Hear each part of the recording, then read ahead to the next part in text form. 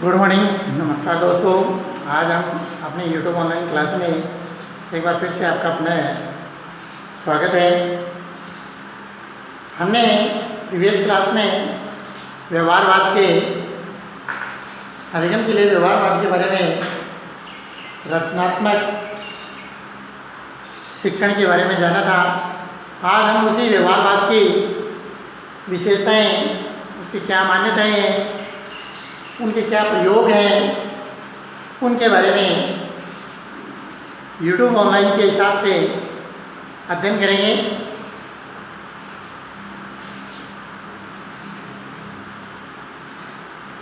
दिनांक 28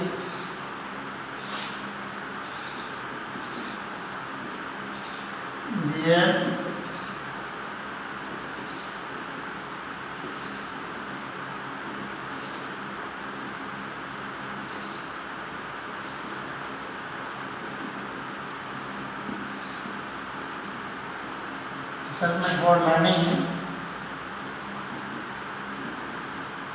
के अंदर अधिगम व्यवहारवाद की विशेषताएं।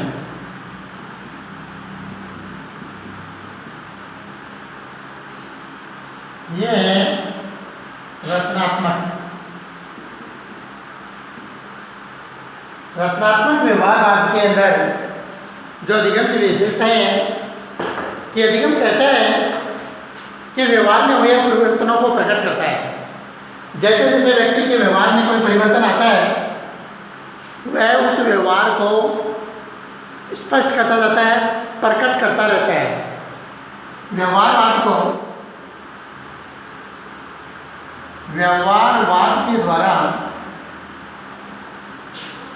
के द्वारा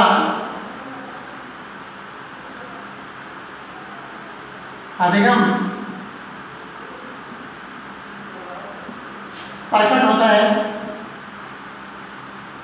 प्रकट होता है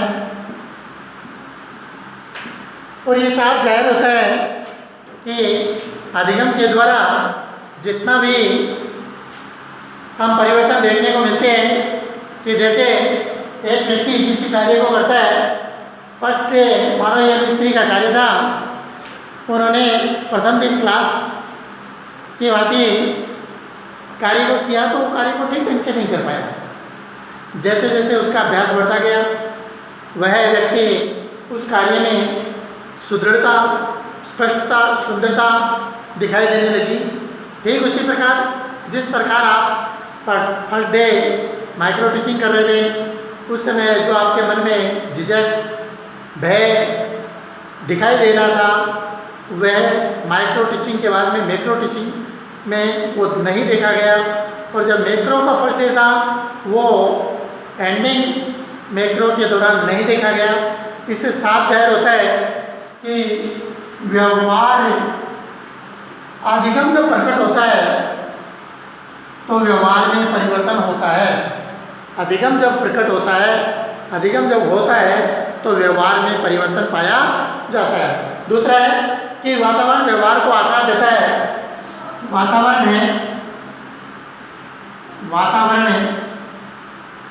व्यवहार को प्रकट करता है। वातावरण व्यवहार को प्रकट करता है। क्या करता है कि वातावरण के द्वारा जैसा वातावरण प्राप्त होता है, वैसे वैसे ही उसके व्यवहार में परिवर्तन होता जाता है। और ये देखने को मिला है हमें कि हमने एक परीक्षा, जैसे अंतिम पाठ योजना परीक्षा देते समय जैसे जैसे परीक्षा देने के परीक्षार्थी बाहर आते हैं तो उनके मन में जो भय व्याप्त था, जो खुशी थी, जो शंका थी, वो दूर होती चली गई और उनकी खुशी को देख करके आने वाले विद्यार्थी भी उस वातावरण में ढल जाते हैं और जैसे जैसे ये आता है वैसे उनमें उन पाठ योजनाओं के आधार पर स्पष्ट होता जाता है कि आगे क्या होने वाला है। अर्थात जैसे जैसे अधिगम प्रक्रिया होती है वैसे वैसे उनके व्यवहार में परिवर्तन होता है। जैसा वातावरण प्राप्त होता है वैसे वह वातावरण के प्रति सुदृढ़ होते जाते हैं। इसके बाद है कि सीखने की प्रक्रिया को समझने के लिए समीपता का सिद्धांत बहुत ही जरूरी है। इसमें मुख्य बात यह है कि सीखने के लिए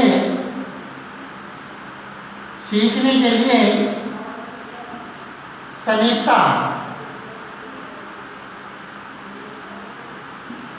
निकटता, अर्थात यूं कह सकते हैं पुनर्बलन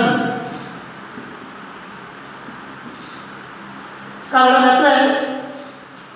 पुनर्बलन का बड़ा महत्व है क्योंकि हम यदि किसी भी छोटे से छोटे बच्चे को लेते हैं और यदि उसे दूर से ही इग्नोर करते हैं तो वह विद्यार्थी अपने से भय क्रिएट होता है और उसे सीखने की बजाय उसे भय उत्पन्न होता है। जैसे जैसे हम उनके समीप जाएंगे, चाहे वो अध्ययन हो, चाहे बालक हो, चाहे समाज का कोई अन्य पहलू हो, उसके द्वारा जो जो सीखा जा रहा है उसमें समीपता जैसे जैसे बढ़ेगी, दूरियां कम होगी, वैसे वैसे उसके अधिगम में ज़्यादा प्रभाव होगा और वह विद्यार्थी अधिगम कर सकेगा।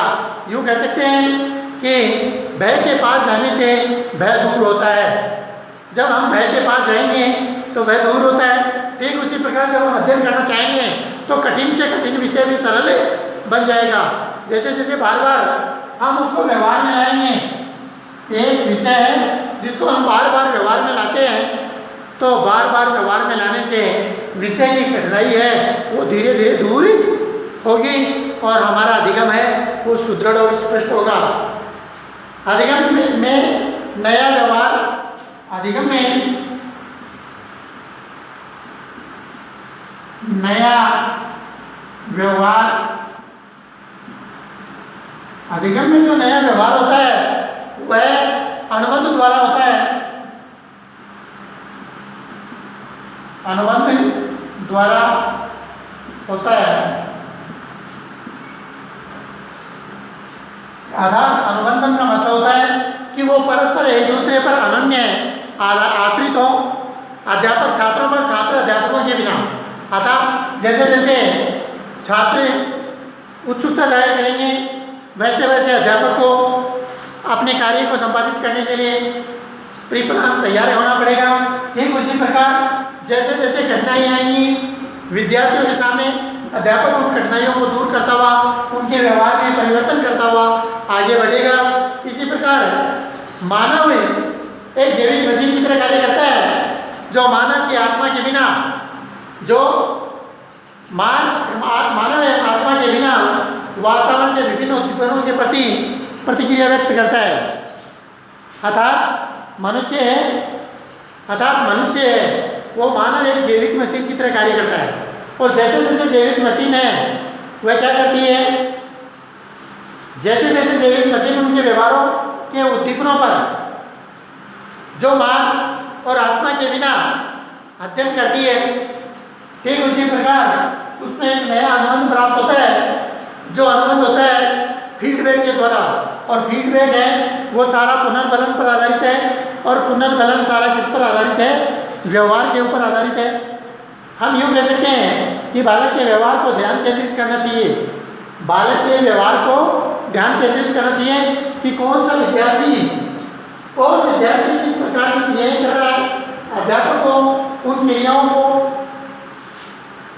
ध्यान में रखते हुए आगे बढ़ना चाहिए तथा माता पिता को भी इस प्रकार अपने बच्चों पर ध्यान केंद्रित करना चाहिए ताकि उन बच्चे की हर गतिविधि पर ध्यान रखा जाए और उसके व्यवहारों को परिवर्तन किया जा सके। उसके बाद हम बात करते हैं कि फीडबैक के आधार पर ध्यान केंद्रित किया जाता है तो उसी के अंतर्गत क्या होता है, उसी के अंतर्गत केवल मनुष्य अपनी विकट परिस्थितियों को निकाल करके उनका उपयोग करना तथा वही वातावरण के प्रति सुदृढ़ बनाना होता है। इसीलिए हमें फीडबैक का, जैसे जैसे बच्चा अपनी सफलता को या अधिगम को बढ़ाता है, उसी प्रकार से पुनर्बलन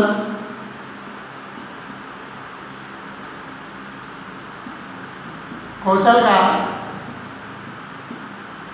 अधिक प्रयोग होना चाहिए, अधिक उपयोग होना चाहिए।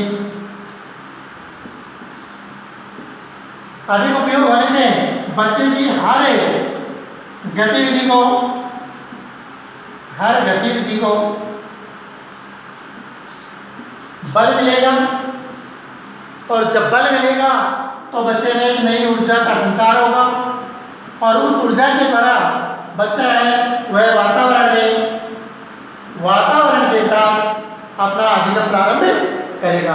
अर्थात जैसे जैसे बच्चे को पुनर्बलन देते हैं, मान लीजिए बच्चे को एक क्वेश्चन पूछा गया, तीसरी क्लास का बच्चा है, उसे पूछा गया कि हमारे देश का नाम क्या है, हमारे देश का क्या नाम है। उसे जवाब दिया कि भारत। जैसे ही बच्चे ने, थर्ड क्लास के बच्चे ने अपने देश का नाम भारत बताया, हम उस मंदबुद्धि बच्चे को भी यदि यहाँ पर पुनर्बलन देते हैं तो बच्चे में एक नया बल प्राप्त होता है, और वो बल एक नई ऊर्जा का संचार करता है, और ये नई ऊर्जा उसे वहाँ के कक्ष में उपस्थित छात्रों के वातावरण में उसे जो शक्ति, जो वातावरण प्राप्त होता है, जिसके द्वारा वो अधिगम और ज़्यादा प्रभावी बनाता है। इस प्रकार हम कह सकते हैं कि अधिगम है वो व्यवहार का मूल है, और व्यवहारवाद के द्वारा रचनात्मक अधिगम को और ज़्यादा प्रभावी बनाया जा सकता है। इसी के लिए आशा करते हैं कि आप इस चीज़ को समझ गए होंगे। धन्यवाद।